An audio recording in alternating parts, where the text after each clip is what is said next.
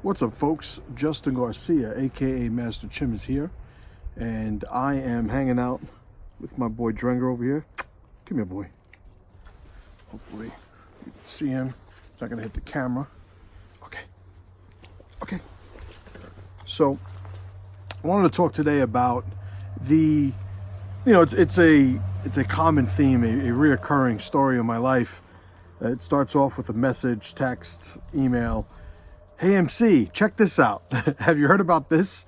And in this case, it is the situation scenario, the now viral story of a bullied dwarf from Australia, who I believe is 9 years old.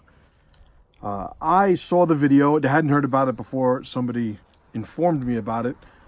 Saw the video. I haven't done research beyond that, aside from the exposure to some posts and seeing that this young man now is being sort of just inundated with support and favor. And so my take on it, of course, there's water bowls right next to me where I decided to record this. My take on it is simple. There are a couple things I didn't see in the video. I didn't see or hear about the young man's father. Now, I understand he has a condition, a form of dwarfism that makes his path, his journey somewhat unique. But young men need fathers. I don't care, what condition they were born in or what other, different type of path they're on. Young men need a father. They need a father because a father is going to model behavior. He is going to be able to provide a perspective and energy and influence that complements what he already has, this young man, which seems to be what I would say an overbearing influence of the mother. So number one, the kid saying to himself over and over again, I'm going to kill myself. I'm going to kill myself. I believe the mother said he attempted to kill himself twice prior to this. I don't want to minimize the significance of anybody talking about suicide, but I think we could comfortably make a assessment, or I guess just be honest with ourselves and say that this young man obviously is using that now. It is a tool, whether it's conscious or unconscious on his part. It is a tool to gain the type of support, energy, resources that he needs to cope with his life. So his specific situation, there are a lot of sort of unanswered questions, right? So I want to speak about his situation and a little bit more of a broad approach to the topic itself. So starting off with his specific situation, this young man needs a strong male influence. If he has a father in his life, the father needs to sort of step up to the plate and start showing your son what it means to be a young man, to eventually grow into be a man. What I mean by that is, I guess, segueing somewhat into the more broader topic for a moment. It is, one of my sayings is it's easier to fix a boat than it is to calm the sea. This young man is going to be facing ridicule, curiosity, limitations, obstructions for the rest of his life. Conceptually, just like everybody else. In practical application, he's going to have a rougher go of it than most. His situation is unique, and the obstacles that are going to be in front of him are as unique. But he is going to have obstacles just like everybody else. And I would say that you remove this young man's power and you sort of reinforce the notion that he's powerless and that he can't overcome these things. The more that you invest energy into, that narrative. If I were that parent, right, and obviously I would be the father in this situation, the mother is who we saw in the video and who we heard from. If I was the father in that situation And my son had that scenario. And obviously, this is a hypothetical. An easy, reply to that is, yeah, well, you don't have a son who's suffering from these. Okay, I do have 4 children, who are homeschooled, and I've been coaching kids for over 20 years, so I do have some experience. So I'm not completely pulling this thing out of nowhere. But if I were to, pick up my son under those circumstances and have that same type of situation, the first thing that I would realize is that I've been doing a terrible job as a parent. Right? But what kind of narrative? Because I guess you can't really talk about what I would do on the spot and just completely assume that everything else was the same leading up to that point. But I would say, number one, that this kid needs to start building up a stronger understanding of who he is. He needs to start building a relationship with his identity and the strength that comes from being him. Everybody has it to look for. We just sort of have to sort of focus on that. We should create the narrative that, or I should say, discover the narrative that puts us in our most powerful, position in our own relationship, with ourselves and our identity. So this young man needs to be spoken to like he has some power. He needs to be told, listen, what do you think? People are going to stop making fun of you? You're a dwarf. You have the features of a dwarf. There are people who are unfamiliar with that. There are people who are so insecure in their social standing that they're going to see you as an opportunity to create and gain currency in how they're being treated by other people. This is going to be explained to this 9-year-old. He doesn't seem like he's stupid. He seems like he knows what's going on. He seems like at least typical 9-year-old that you could sit down and have a conversation with. And somebody needs to do that with this kid. Needs to explain to him that when people look to ridicule you, there's a motivation behind that. And the motivation is all theirs. The motivation, falls within their own journey. And, building up that sort of master mindset in this young man is imperative at this point. The kid's talking about suicide already. The kid's talking about, I don't want to live, and telling one girl, I'm going to kill you. I guess the girl that was messing with him at school. This kid needs to understand if you're going to be anything in life, if you're going to sort of aspire to any level of competence, mastery, accomplishment, it's not going to get easier. It's not going to get easier at all. It's going to get much more difficult. And this young man needs to understand that. When I look at him, I look at a young man who has some physical challenges. I'm not talking to him like any differently than I would, any other 9-year-old boy. Each individual's, temperament and personality is certainly different and unique. But the fact that he's a dwarf doesn't sort of let him off the hook from what my expectations are for him being a young man and acting like a young man. The expectations for being strong over weak, that doesn't change because, he's a dwarf, because he has some physical issue. Not at all. So, I do, empathize with this young man's story because, kids are the ones that, they don't get to choose when they come into this world. They don't get to choose their parents. They don't get to choose whether or not they're dwarves or not, or sick, or, like any other variable of what a kid could be. They don't get to choose that. And for the most part, all those formative years of their early life, they don't make decisions. They're taken care of. Somebody else is telling them what to do. And I think the mother is doing a terrible job. Does she love her son? Well, yeah. I mean, I don't, understand that there's a certain point where you don't have to be, throwing kids off of rooftops before somebody's allowed to criticize, whether or not you're doing a good job as a parent. Criticism comes a lot earlier in the process than that.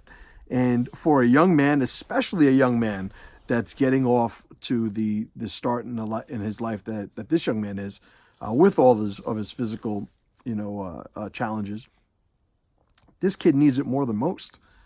He needs to understand, like, he's not going to accidentally discover his power. like so many other kids do who don't get this sort of investment of energy from their parents. You know, this kid is going to have people either making fun of him or taking care of him. They're either going to be pointing at him or looking to pick him up and you know, rub him and soothe him. Like it's going to be you know, very, very black and white, you know, for the most part for this young man. I think that now talking more broadly about, you know, the response, you know, of social media, I guess, you know, I could say the world, but social media is where I'm tracking it, to this kid, you know, I think is disgusting. I think it's, as my dog takes a leak, he thinks it's disgusting too. I think that you have people that, as usual, are just all too eager to share how benevolent they are, how righteous they are, how charitable they are, you know, how compassionate they are. You know, little kid getting bullied, so he gets to meet a sports team. He gets to, you know, he has a team of athletes in Australia, I think, send him a video or something, and he has people reaching out to him. And do you think that helps him? Do you think that helps the narrative of how these, like, what do you do for the next kid who's a dwarf and is talking about killing himself because he's getting ridiculed? Do you send him to all the actors and the athletes too? Do you send all of them? What about the kid who wasn't born with a form of dwarfism, but was born with two parents who are drug addicts, or doesn't even know his parents, was born, you know, and given up, and, you know, moves from foster home? Like, what do you do for them? You're going to run out of celebrities before you run out of kids in need. You know, the old saying, the proverb, you know, give a man a fish, feed him for a day, teach a man to fish, feed him for a lifetime, you know, is one of the most powerful concepts and ideas that I think exists when it comes to influence and how to become a good leader, brother, father. This young man needs to be taught how to fish. This young man needs to be given the tools to navigate a life that I would say a significant portion of which we could already foresee at this point. This kid's going to have a rough go of it when compared to the norm, you know, and he needs to be given those tools. All of you celebrities that are out there, you know, looking to wine and dine this kid and sort of get that sort of social currency, or that social media currency, you know, by just showing how charitable you are, how good you are, how moral and benevolent you are. You know, you're not doing anything. You're not helping that kid. You're not helping the next kid. You're not helping all the other kids that could use that same type of help. You're not helping them. You're just choosing the popular kid. And you're leveraging it for your own selfish, narcissistic needs. It's not about that kid. It's about you. I will say the thing that makes me unpopular, which, you know, it's old hat for me now. It's more a matter of, how do I put a message out there that resonates with people in a way that I think improves society, in a way that I think improves, you know, the people closest to me. I need to stand for something, and I look and train every single day to try and be as consistent with that as possible. I feel for that kid. I think his mother's a very limited parent. I think that, you know, it's easy for me to insult and criticize her, but I think it's worth noting that she's probably doing the best she can. You know, is she raising him and her other children with a man? And if a husband, father is in the picture, you know, is he just as weak? Does she have no support? Is she overwhelmed? Has she developed, after all these years of raising this young man, a sort of addiction to the sympathy and compassion she gets from other people as a sort of currency? Has her narcissistic relationship, with her son's life been something that is developed since the beginning? I don't know. Was she like this before she had children? I don't know. I don't know this woman personally, and I don't mean any criticisms personally, but let's call it for what it is. This lady basically put her crying, sniveling son on social media and shared it worldwide. What a disgusting display of just narcissism. You're not helping him by doing that. You're making him seem weak. You're actually time-stamping his weakness. You caught him at his worst. One of the things she's saying, and the only thing I agree with that she said is the anti-bullying campaigns are bullshit. She said that. That's the one thing I agree. But not for the reasons that she, comes up with. But she basically sat there and was like, I'm going to show this because people need to see this is what bullying does. No.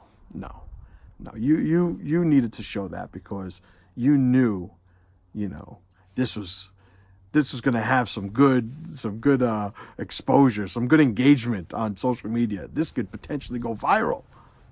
My son, the dwarf, hysterically crying because everybody's out to get him and he wants to kill himself and nobody's helping. And yeah, that gets people going. Not me. I'm going to tell him to stand up straight. I'm going to tell him suck it up. I'm going to tell him, listen, if you got stuff we need to talk about, we're going to talk about it. But you're a strong young man. And the stronger you become, it's only going to happen by you dedicating yourself to becoming stronger. You're not going to become strong by accident. You shouldn't want other people's pity. You shouldn't want other people to look at you as some sort of charity case.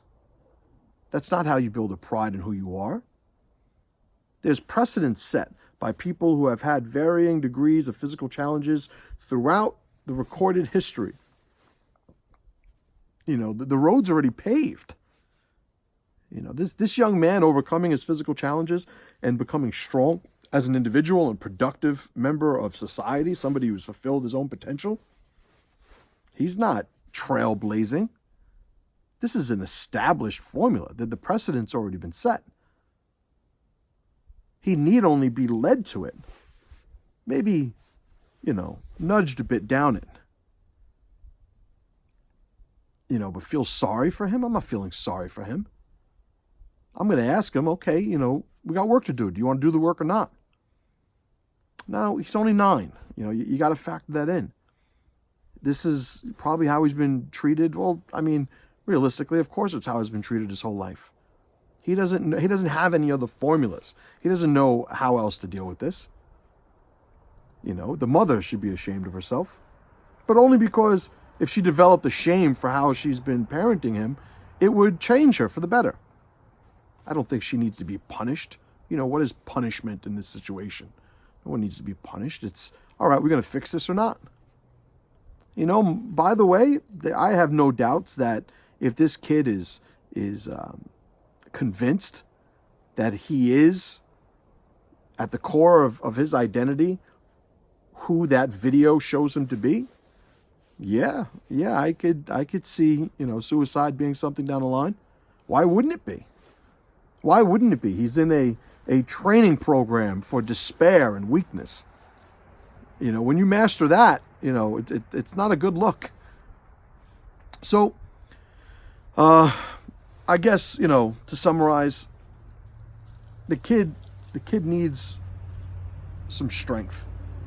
The mother needs to step back and get her young man connected to people who are going to show him, maybe for the first time in his life, how powerful he can be. Everybody else, as is, I guess at this point, it's just par for the course. I'm just disgusted with all the narcissists looking for attention, for being so nice. But we'll end it there. I'm Master Chim. You can go to masterchim.com, get emails from me in the morning for free, or don't. If you like this video, give it a thumbs up, give it a like, a share, all that stuff. or don't.